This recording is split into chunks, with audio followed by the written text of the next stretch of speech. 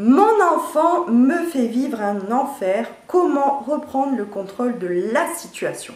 Bonjour, je suis Alexandra Taclé, experte dans le milieu de la petite enfance depuis 2007 et conseillère personnelle en développement personnel spécialisée dans les relations familiales et sentimentales, et je suis là pour vous aider.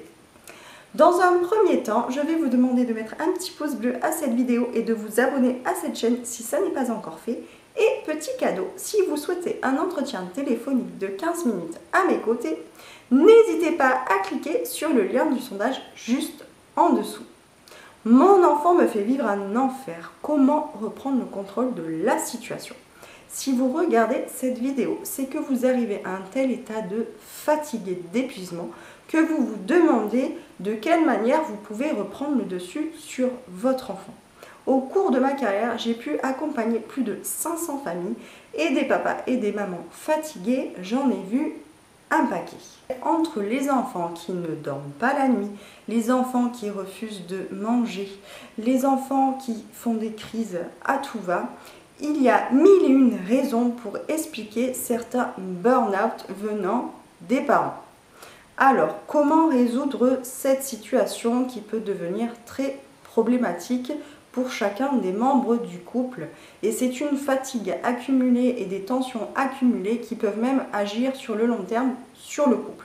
Il faut avouer qu'il n'est pas évident aujourd'hui pour une femme de faire en sorte que chacun des membres d'une famille soit épanoui. En effet, nous savons que dans beaucoup de couples de nos jours, les femmes travaillent. Elles sont à la fois maman, conjointe et maman qui travaille.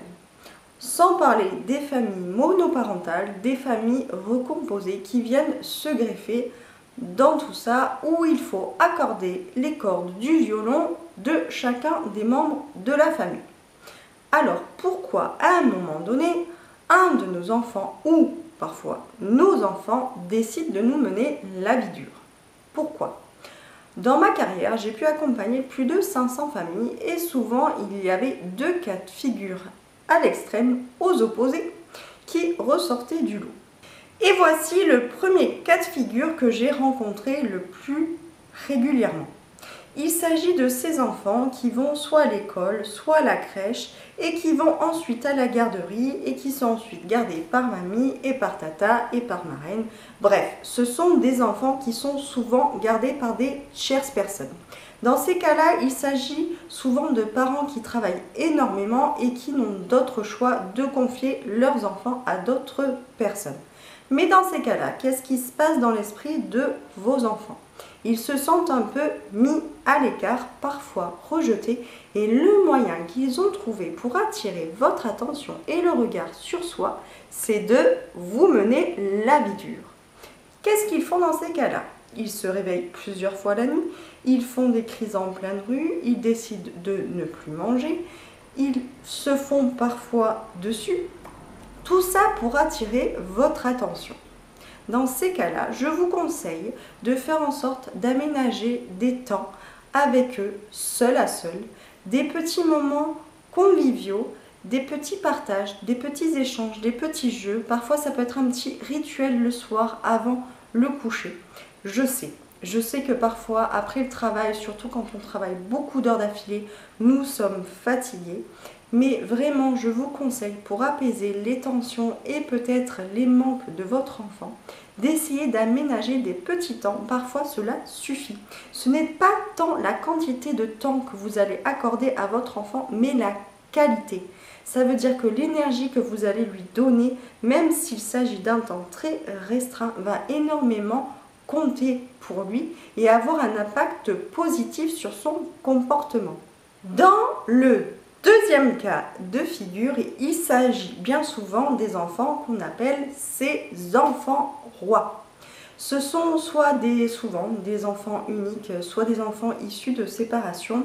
Et pour combler parfois cette culpabilité que certains parents peuvent avoir, eh bien, qu'est-ce qu'on fait? On donne à profusion et on donne trop.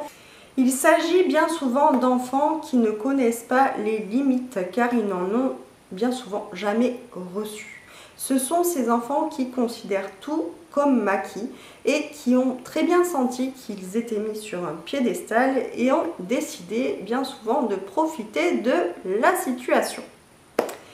Ils savent que vous êtes là pour eux et que vous serez toujours là pour eux et qu'ils peuvent vous demander absolument tout ce qu'ils veulent. Sauf qu'à un certain moment, à trop donner, lorsqu'ils grandissent, ils considèrent tout comme acquis, tout comme un dû. Et donc, au niveau du respect, parfois, c'est limite. Que faire dans ces cas-là? Ce que je vous conseille, c'est de faire en sorte que votre enfant reprenne sa place d'enfant. Que vous soyez dans une famille monoparentale, que vous soyez dans une famille recomposée ou que vous soyez dans une famille traditionnelle, ce que je vous conseille, c'est de faire comprendre à votre enfant que c'est un enfant. Qu'ici, c'est vous l'adulte, de lui poser des limites, des barrières et de ne pas lui dire oui à tout. Si parfois votre enfant est frustré, ce n'est pas grave. En acceptant quelquefois de dire non à cet enfant qui considère tout comme acquis, comme un dû, vous allez alors l'aider à gérer ses émotions.